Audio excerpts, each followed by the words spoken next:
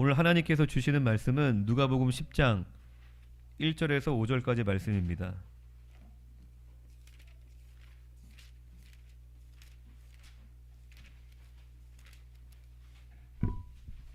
누가복음 10장 1절에서 5절까지 말씀을 우리가 한 목소리로 다 같이 읽도록 하겠습니다. 시작. 그 후에 주께서 따로 70인을 세우사 친히 가시려는 각 동네와 각 지역을 둘씩 앞서 보내시며 이르시되 추수할 것은 많되 일꾼이 적으니 그러므로 추수하는 주인에게 청하여 추수할 일꾼들을 보내주소서 하라. 갈지어다 내가 너희를 보냄이 어린 양을 이리 가운데로 보냄과 같도다. 전대나 배낭이나 신발을 가지지 말며 길에서 아무에게도 문안하지 말며 어느 집에 들어가든지 먼저 말하되 이 집이 평안할지어다 하라. 아멘. 네, 70인의 제자를 파송하시는 본문 말씀인데 예수님의 제자 훈련 방식이라는 제목으로 하나님 말씀을 나누도록 하겠습니다. 3년 반의 공생의 기간 동안에 예수님이 하셨던 중요한 두 가지 사역은, 첫 번째는 자신이 그리스도시라는 그 진리를 믿게 하시는 것이었습니다. 왜 그러냐면 오직 그 믿음으로만, 예수가 그리스도시라는 믿음으로만 영생을 얻을 수 있기 때문입니다. 이 영생이라는 것은 죽고 나서 천국 가는 그러한 차표가 아닙니다. 요한복음 17장 3절에 보면 이 영생은 참 하나님과 그가 보내신 자 예수 그리스도를 아는 것이다 라고 말씀을 하십니다. 이 안다라는 것은 뭐 지식적인 알미 아니라 경험적인 알미라고 말씀을 드렸었죠. 그러니까 하나님과의 사귐, 예수 그리스도와의 사귐이 곧 영생이라는 것입니다. 그래서 믿음의 성도는 이 하나님 아버지의 사랑을 날마다 누리며 또 예수 그리스도와 동행하는 삶을 살아가는 줄로 믿습니다. 하나님 아버지의 사랑을 받는 성도는 외롭지 않습니다. 마음이 또한 공허하지 않습니다. 또 심령이 갈급하지 않습니다. 사람들이 설령 나를 알아주지 않고 나를 인정해주지 않고 내가 누군가에게 사랑받지 못한다 할지라도 하나님의 자녀된 성도는 하나님 아버지의 사랑으로 만족하는 줄로 믿습니다. 그리고 그 사랑으로 누군가를 넉넉히 사랑할 수 있는 힘을 또한 얻게 되는 것입니다. 그래서 갈라디아서 5장에는 우리의 믿음은 사랑으로 역사하는 믿음이다 라고 말씀을 하시는 겁니다. 그리고 예수님과 동행하는 성도는 그 인생길에 결코 방황하지 않습니다. 갈 바를 알지 못하는 방황하는 인생이 아니라 주님께서 한 걸음 한 걸음 인도하시는 형통한 삶을 누리게 되는 줄로 믿습니다. 그리고 예수님께서 공생의 기간 동안에 하셨던 또 한 가지 중요한 사역은 제자들을 양육하고 제자들을 훈련하시는 것이었습니다. 우리 친구들 잘 적고 있나요? 두 번째는 양육하고 훈련하는 것이다. 네. 왜냐하면 이 제자들을 통해서 예수님은 복음이 온 세상에 전파되고 하나님의 나라가 완성되기를 원하셨기 때문입니다. 지금도 여전히 예수님께서는 이 하나님의 말씀을 통해서 예수님이 그리스도시라는 그 믿음을 우리에게 주고 계십니다. 그리고 그 믿음을 통해 저와 여러분도 이 땅에서 천국을 맛보며 하나님의 사랑을 풍성히 경험할 수 있습니다. 그리고 예수님께서는 지금도 주님의 몸인 이 교회를 통해서 성도들을 양육하시고 성도들을 훈련하시고 이 제자된 성도들을 통해서 하나님의 나라를 완성해 가고 계시는 줄로 믿습니다. 이 성도가 제자의 영성을 갖는 것은 아무리 강조해도 지나치지 않을 만큼 매우 중요한 일입니다. 뭐 주변에 교회 부흥이나 뭐 성도들의 영적인 성장을 위한 다양한 뭐 세미나가 있습니다. 그런데 사용하는 뭐 교재나 방법은 다르겠지만 핵심은 같습니다. 살펴보면은 결국 이야기하고자 하는 핵심은 같아요. 그것이 무엇이냐면 성도를 제자화하는 것입니다. 성도를 제자화하는 것이 이제 핵심이라는 것이죠. 수동적인 성도에서 능동적인 성도로, 내 삶의 문제만 바라보는 성도에서 하나님의 나라와 의의를 구하는 성도로 영적인 체질이 변화가 되어야 성도의 삶이 바뀌고 성도의 가정이 변화가 되고 교회가 부흥할 수 있는 것입니다. 그리고 그렇게 하나님의 나라와 의의를 구하는 성도의 삶을 하나님께서 마치 어머니와 같이 그 삶을 돌보아 주십니다. 그러니까 우리가 주님의 일을 하면 주님께서 우리의 삶을 돌봐주시는 거예요. 이게 굉장히 중요한 영적 원리입니다. 우리의 기도가 응답받는 가장 빠른 비결이 뭔지 아세요? 내 기도가 응답받는 가장 빠른 비결은 내가 다른 사람을 중보하는 것이에요. 하나님께서 내게 필요한 게 무엇인지 아실까요? 모르실까요? 다 아십니다. 모르시는 것처럼 내가 느껴질 수 있어요. 하지만 내 느낌과 판단을 우리가 따르는 것이 아니라 진리의 말씀을 붙잡는 것이 그게 믿음인 것이죠. 하나님께서 우리의 모든 삶의 필요와 상황들을 다 아시고 하나님께서 보시기 가장 좋은 길로 우리를 이끄시는 겁니다. 내 욕심을 따라 내가 바라는 것을 따라 우리를 인도하시는 하나님이 아니라 우리는 마치 어린아이와 같이 무엇이 옳은지 그른지 사실 우리는 판단할 수 없습니다. 아이들이 해달라는 대로 다 해주면 그 아이가 행복해질까요? 완전히 망가진 인생이 됩니다. 엄마 아빠 나 학교 가기 싫어요. 오 그래 학교 가지 마. 엄마 아빠 나 이거 맨날 초콜릿만 먹고 싶어요. 야채는 먹기 싫어요. 오 야채 먹지 마. 엄마 아빠 나 저거 칼 사주세요. 저 총 사주세요. 오토바이 사주세요. 원하는 대로 다 해주면 그 인생이 어떻게 되겠어요? 하나님 아버지의 사랑은 우리를 옳은 길로 인도하시는 그러한 사랑인 줄로 믿습니다. 어쨌든 우리가 먼저 그의 나라와 의를 구할 때에 그리고 내가 하나님의 나라 위에 중보하고 다른 지체를 위해 중보할 때에 하나님께서 내 기도에 응답하시고 나의 삶을 돌봐주시는 은혜를 우리가 누릴 수 있다는 것입니다. 모든 인간은 연약합니다.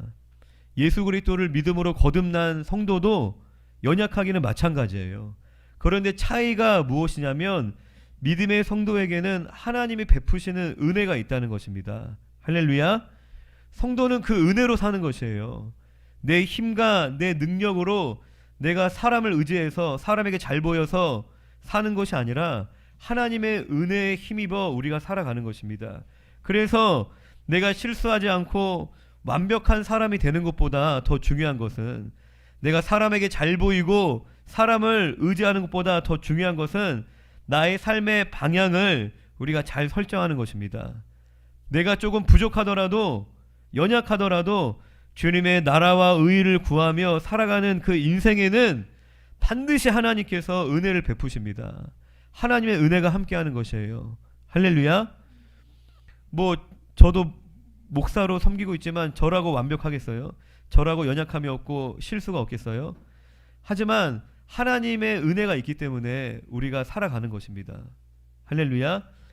크고 대단한 무언가가 나의 삶에 주어지지 않더라도 하나님이 성도의 삶을 형통하게 하신다는 겁니다. 어려움을 만나도 잘 지나갈 수 있도록 도와주시고 내가 실수하고 넘어져서 내 인생을 내 스스로 어지럽혀도 다시 하나님께서 일으켜 주신다는 겁니다. 그리고 내가 수고하고 노력한 것 이상으로 시간이 지나고 나면 돌이켜보면 내가 수고하고 노력한 것 그 이상으로 아름다운 열매를 우리의 삶 가운데 반드시 은혜로 허락하시는 줄로 믿습니다. 할렐루야.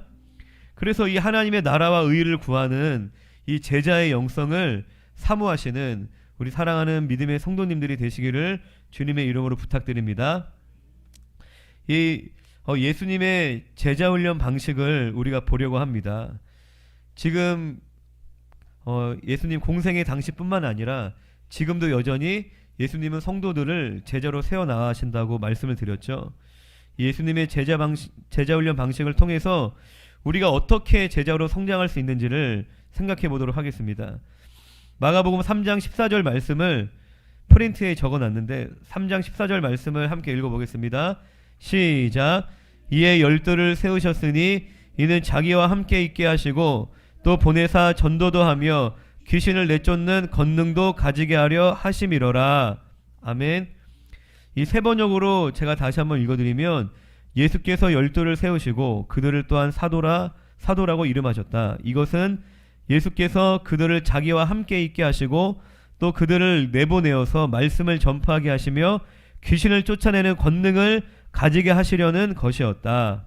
할렐루야. 예수님의 제자훈련의 방식을 이제 세 가지로 살펴보면 자기와 함께 있게 하시고 라고 말씀을 하십니다. 예수님께서는 제자들과 함께 하셨습니다. 이것은 예수님께서 제자들과 인격적인 친밀한 교제를 나눴다는 것을 의미하고, 또 한 가지는 예수님께서 자신의 삶을 제자들에게 가까이 보이셨다는 것입니다. 그러니까 예수님의 제자훈련의 특징 첫 번째는 삶을 보여주시는 것이었다는 것입니다. 제자들은 예수님께서 말씀을 가르치시고 병자를 고치시며 사역을 하시는 것만 본 게 아닙니다. 예수님과 함께 생활하며 예수님의 일상적인 모습도 제자들은 가까이서 보았을 것입니다.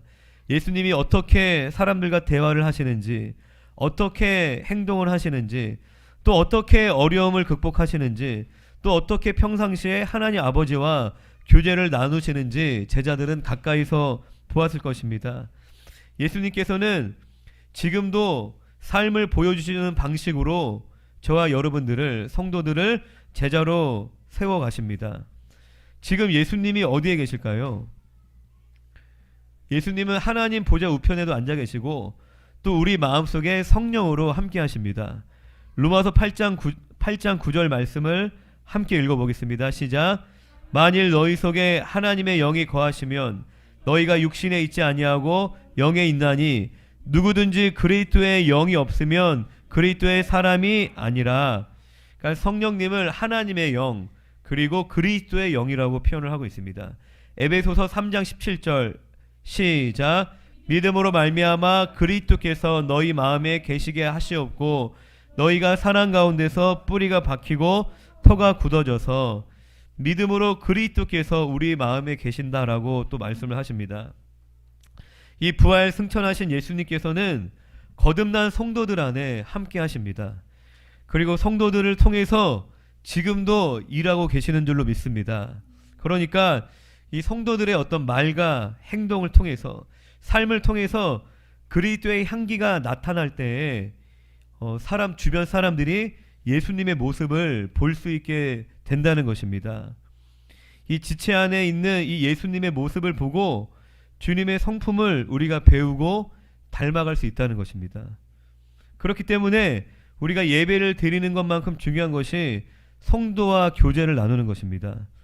제가 이제 군대를 제대하고 신앙생활을 본격적으로 시작할 때쯤에, 이제 진지하게 신앙생활을 시작할 때쯤에 교회 청년부 회장 형님이 계셨는데, 이제 그 형님이 이제 지금은 목사님이신데, 당시에 이제 저는 군대 제대하고 신앙생활을 사실 이제 저는 모태신앙이 아니고 19살 때 교회를 처음 나왔기 때문에 이제 신앙생활을 어떻게 해야 되는지 잘 몰랐어요. 그런데 그 형님을 이렇게 보면은 항상 찬양할 때마다 막 그 자리에서 일어나서 열정적으로 찬양을 하시더라고요. 그리고 기도할 때도 주변을 의식하지 않고 항상 뜨겁게 이제 기도를 하는 거예요.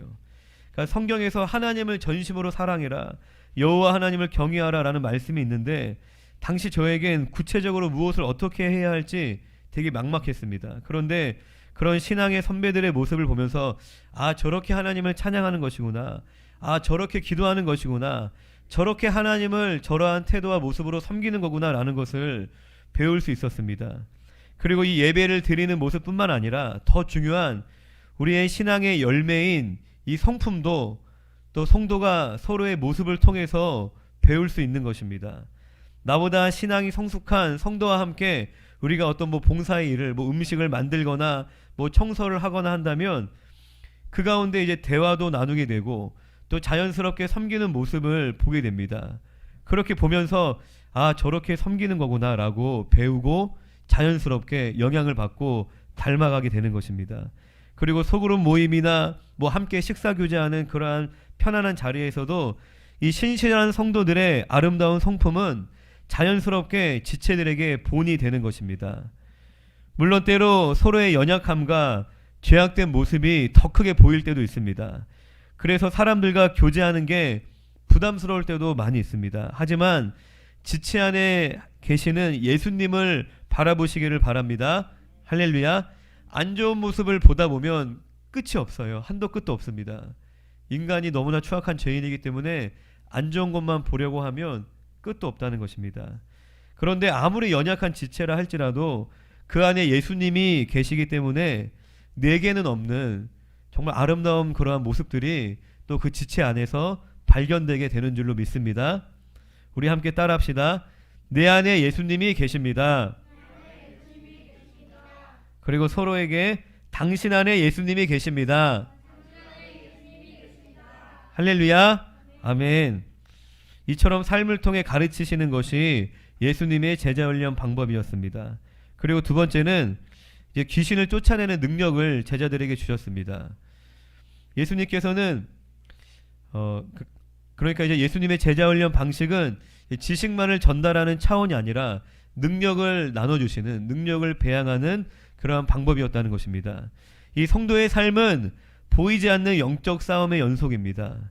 우리의 연약함을 잘 아는 마귀가 우리를 넘어뜨리기 위해서 호시탐탐 기회를 엿보고 있습니다. 베드로전서 5장 8절을 같이 읽어보겠습니다. 시작. 근신하라 깨어라.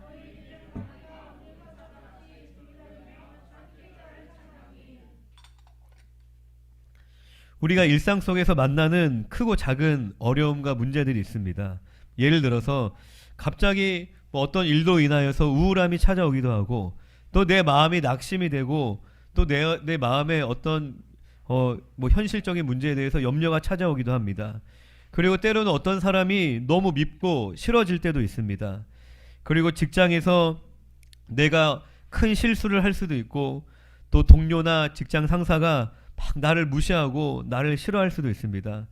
그리고 퇴근하고 집에 돌아왔는데 아내가 갑자기 나에게 막 기분 나쁜 말을 하기도 하고, 반대로 퇴근하고 돌아온 남편이 아내에게 막 상처 주는 말을 하기도 합니다. 또 자녀들로 인하여서 문제가 생길 수도 있고, 또 가까운 이웃이나 또 교회 지체를 통해서 시험이 찾아올 때도 있습니다. 할렐루야.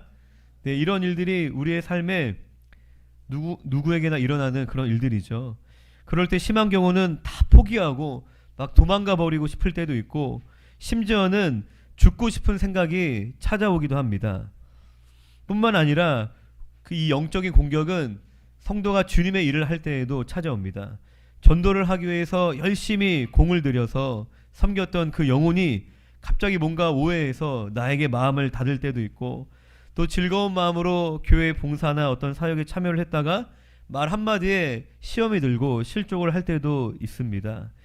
그러한 일들이 나에게 찾아왔을 때 이것이 영적인 싸움이라는 것을 성도는 잊지 말아야 합니다. 에베소서 6장 12절을 함께 읽어보겠습니다. 시작. 우리의 씨름은 혈과 육을 상대하는 것이 아니요 통치자들과 권세들과 이 어둠의 세상 주관자들과 하늘에 있는 악의 영들을 상대함이라. 아멘. 영적 싸움인 것을 우리가 인지한다면 낙심하지 않을 수 있고, 또 우리가 기도로 돌파할 수 있습니다. 그러나 인간적으로만 우리가 생각하면 당장 눈앞에 있는, 눈에 보이는 사람과 다투게 되고, 또 그 문제를 해결하는 방법도 인간적으로 계속 접근을 하게 됩니다. 무작정 그 자리를 피하거나, 아니면 나도 똑같이 막 혈기를 부리며 싸우거나, 아니면 이 스트레스를 막 해소하기 위해서 술과 쾌락에 손을 대기도 합니다. 그런데 그러한 방법은 상황을 더 안 좋게 만들 뿐입니다. 믿음의 성도는 영적 싸움에 눈을 뜨고 영적으로 싸울 줄 알아야 합니다. 그래야지만 우리의 삶에 찾아오는 문제를 근본적으로 해결을 할 수 있습니다. 그리고 또 영적 싸움에서 넉넉히 승리하기 위해선 영적인 능력을 받아야 하는 줄로 믿습니다. 그래서 예수님께서는 제자들에게 무슨 대인관계 기술이나 야 이렇게 사람을 너가 상대해야 돼, 전도할 때 이렇게 해야 돼, 아니면 성공하는 습관이나 자기를 개발하는 방법을 가르치지 않으셨습니다. 예수님은 제자들에게 귀신을 쫓아내는 능력을 주셨어요. 예수님께 영적인 능력을 받아 이 마귀의 공격을 물리치고 또 넉넉히 승리하시는 우리 사랑하는 성도님들이 되시기를 바랍니다. 이 성도가 영적인 능력을 받는 비결은 바로 기도의 자리에 나아가는 것입니다. 우리가 전에 봤던 말씀 중에 예수님께서 변화산에서 내려오셨을 때 귀신을 쫓아내지 못했던 제자들이 우리는 어찌하여 능히 그 귀신을 쫓아내지 못하였나이까라고 예수님께 묻습니다. 그때 예수님께서는 기도 외에 다른 것으로는 이런 종류가 나갈 수 없느니라라고 말씀하셨습니다. 할렐루야. 기도는 내 삶에 문제가 찾아왔거나 내가 간절히 바라는 것이 있을 때만 하는 것이 아닙니다. 여러분들이 날마다 승리하는 형통한 삶을 누리기를 원하신다면 날마다 기도의 자리에 나아가시기를 주님의 이름으로 부탁드립니다. 마귀도 이 기도가 능력인 것을 알기 때문에 성도가 기도의 자리에 나아가지 못하게 마귀도 방해를 합니다. 때로는 너무 아무 걱정이 없어서 기도하지 않게 되기도 하고, 또 사람을 만나 막 교제하느라 기도하는 시간을 잃어버리기도 하고, 열심히 일하고 돈을 버느라 기도하는 시간을 잃어버리기도 하는 것입니다. 그렇게 기도의 자리를 성도가 잃어버리면 우리의 마음에 염려와 두려움이 찾아오기도 하고, 또 마귀가 주는 안 좋은 생각들, 부정적인 생각에 사로잡히기도 하는 것입니다. 사무엘 선지자는 기도를 쉬는 죄를 범하지 않겠다라고 고백을 합니다. 이 기도를 쉬는 것도 하나의 죄가 될 수 있다는 것입니다. 여러 가지 죄 중에 기도를 쉬는 죄가 있다는 것이에요. 여러분도 기도를 쉬는 것이 죄라는 것을 잊지 마시고 기도의 자리를 힘써 지키시기 바랍니다. 그래서 기도의 자리에서 영적인 능력을 받아 마귀의 공격에 넉넉히 승리하시는 성도님들이 되시기를 바랍니다. 그리고 마지막 세 번째는 내보내어 말씀을 전파하게 하셨습니다. 예수님께서는 제자들을 내보내십니다. 세상으로 내보내셔서 말씀을 전파하게 하셨습니다. 이론과 실제는 다르죠. 들은 말씀을 우리가 세상에서 실천해야 하나님의 말씀이 진리이구나, 하나님이 살아계심을 체험할 수 있는 것입니다. 말씀에 순종했더니 내 생각이 있죠, 내 판단이 있죠, 내 감정이 있죠, 내가 지금까지 살아왔던 내 신념이 있죠. 그것과 이 말씀이 충돌할 때 우리가 말씀을 한번 따라보는 것이에요. 모든 세상 사람들이 이 말씀과 다른 길로 갈 때 내가 한번 불이익을 당하더라도 말씀을 따라 가보는 거예요. 그럴 때 하나님이 내 삶에 어떻게 역사하시나, 그런 것들을 경험을 해야지 우리가 믿음을 갖게 되는 것입니다. 그래서 예수님은 제자들을 어디로 보내신 거예요? 세상으로, 현장으로 보낸 거예요. 강의실에만 앉아있는 것이 아니라 현장으로 내보내신 것입니다. 오늘 본문인 누가복음 10장에서도 70인의 제자를 예수님이 세상으로 파송하십니다. 이 제자 훈련의 결론은 성경 박사가 되는 것이 아니라 전도하고 제자 삼는 사람이 되는 것입니다. 전도하고 제자를 삼기 위해선 우리가 집안에서 그 사명을 감당하기는 어렵죠. 물론 내 맡겨주신 내 가족, 자녀들도 우리가 제자화해야 되겠지만 세상으로 나아가야 합니다. 세상으로 나아가야 사람을 만날 수 있고, 또 우리가 나아가야지만 역사가 일어나는 것입니다. 할렐루야. 그래서 성도에게 두 가지 사역지가 있습니다. 성도가 나아가야 할 두 가지 사역지가 있는데, 첫 번째는 바로 우리의 삶의 자리입니다. 내가 속한 가정, 학교, 직장이, 일터가 성도에게 사역지인 줄로 믿습니다. 가정은 그냥 쉬는 곳이 아닙니다. 학교는 그냥 공부만 하는 곳이 아닙니다. 일터는 그냥 돈만 버는 곳이 아닙니다. 우리가 사랑을 실천하고 복음을 전해야 하는 사역지인 줄로 믿습니다. 내 삶의 자리를 우리가 사역지로 여기고 바라보면 우리는 가정을 위해서, 학교를 위해, 직장을 위해서 자연스럽게 기도하게 됩니다. 아침에 출근하면서도 오늘 일터에서 내가 성실하고 밝은 모습으로 그리스도의 향기를 나타내게 하소서라고 기도하게 되는 것이에요. 왜요? 거기가 내 사역지니까. 그리고 동료 직원의 어떤 부모님이 편찮으시되 그럼 기도하게 되는 거죠. 하나님, 그 부모님을 치료하여 주시옵소서. 그리고 그 영혼이 예수님을 믿을 수 있도록 인도해 주시옵소서. 또 새로운 어떤 직원이 입사해서 잘 적응할 수 있도록 도와주시옵소서. 거기가 내 사역지니까. 직장에서 만나는 영혼들이 내게 맡겨주신 영혼들이니까 그런 영적 프라이드, 내가 영적인 권위를 갖는 거예요. 그리고 이들에게 예수님을 전할 수 있는 기회를 열어주시옵소서. 제가 예전에도 이제 말씀드렸는데, 제가 병원에서 근무할 때 정말 전도하고 싶은 그 동생이 있었는데, 너무 애가 교회는 안 다니는데 착한 거예요.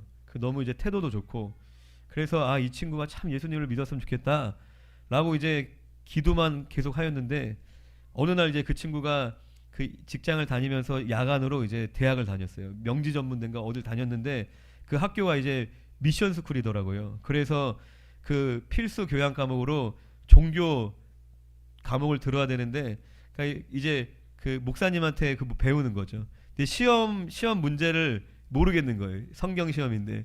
그러니까 제가 이제 교회 열심히 다니는 걸 알고 그 친구가 저한테 형 이것 좀 도와주세요 하고 그 문제지를 이렇게 보여줬는데 그 교수님이 참 너무 훌륭한 분이신 게 다 복음이더라고요. 그래서 그 친구한테 이제 시험 문제 알려주는 겸해서 복음을 막 자세하게 얘기를 해줬어요. 그러니까 하나님께서는 어떻게 역사하실지 모르는 겁니다. 우리가 하나님께서 나를 부르신 그 자리에서 그냥 단순히 직장 동료가 아니라 영혼으로 바라보고 우리가 그냥 단순히 그냥 사람으로 보면은 인간적인 마음을 갖게 돼요. 아, 나보다 잘생겼다. 아, 나보다 집도 잘 사네. 아이고, 나보다 차도 좋은 거 끌고 다니네. 그런 인간적인 눈으로밖에 안 보입니다. 근데 영혼으로 바라보면 하나님의 눈으로 보게 되는 거예요. 아무리 그 사람이 뭐 잘 살고 뭐 병원장이라 할지라도 예수님 안 믿으면 불쌍해 보이는 거예요. 영생이 없구나. 이 좋으신 하나님의 사랑을 저분은 모르시는구나. 그걸 우리 말씀으로 다 알잖아요. 무엇을 마실까 먹을까 입을까 한들 무슨 삶에 낚시 있어요.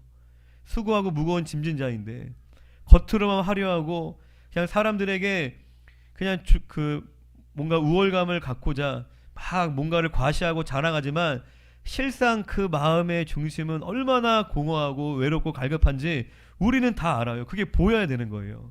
하나님의 말씀을 알기 때문에. 할렐루야. 얼마나 저 사람은 목마를까. 세상의 돈과 명예와 쾌락으로 막 채우고 있지만 이 물을 마시는 자마다 더 목마르려니와. 할렐루야. 내가 주는 물을 마시는 자는 영원히 목마르지 않다. 그 속에서 영생하도록 솟아나는 샘물이 되리라. 할렐루야. 그러니까 그 영혼이 불쌍한 거예요. 나보다 아무리 잘 살아도.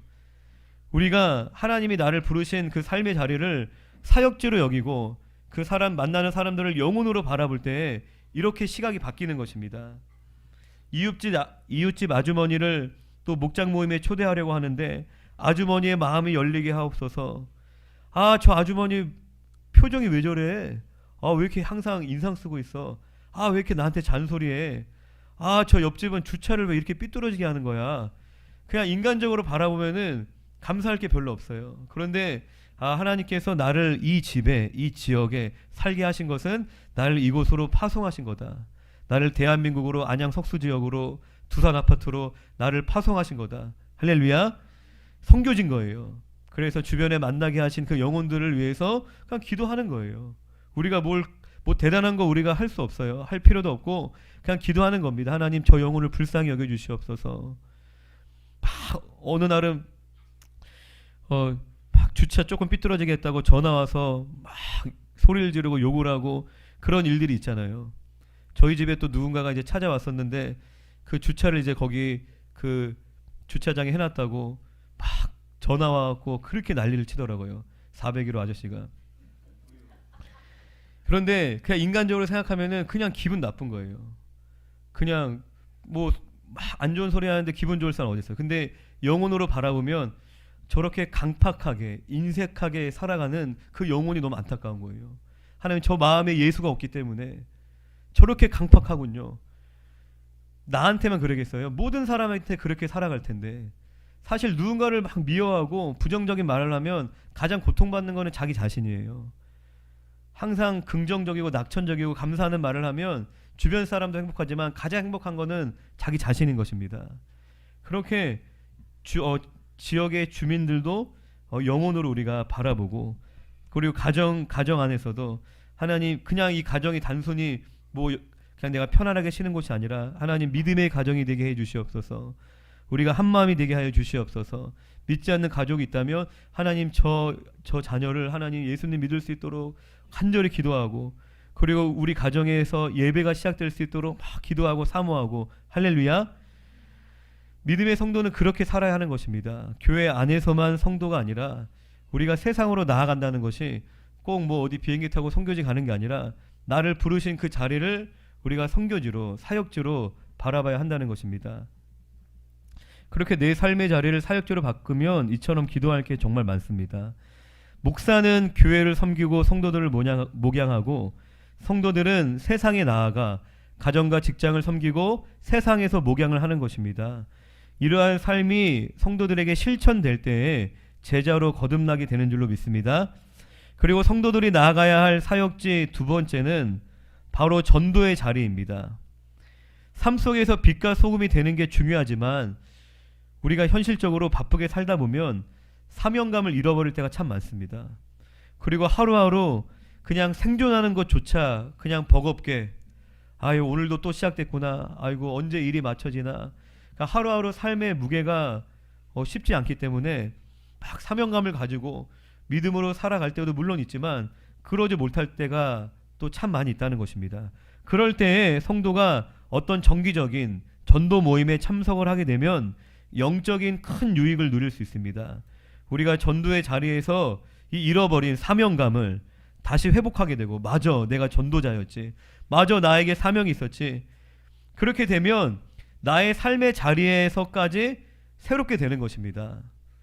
우리가 이런 프로그램이지만 전도 모임에 참여함으로 전도자의 사명을 감당할 때에 그것으로 끝나는 게 아니라 우리의 삶의 모습까지 바뀌게 된다는 것입니다. 누가복음 10장 17절에 이 전도를 나갔던 70인의 제자들이 기뻐하며 돌아왔다고 얘기를 하고 있습니다. 할렐루야. 전도 현장에서 하나님께서 역사하시는 것을 봤기 때문에, 또 복음을 전할 때 부어주시는 성령의 기름 부으심이 있기 때문에 전도하고 오면은 아이고 힘들어, 아이고 허리 아파, 그렇게 이제 지치고 낙심하는 것이 아니라 우리가 전도의 현장 나갔다 오면 우리 마음에 기쁨과 감사가 충만할 줄로 믿습니다.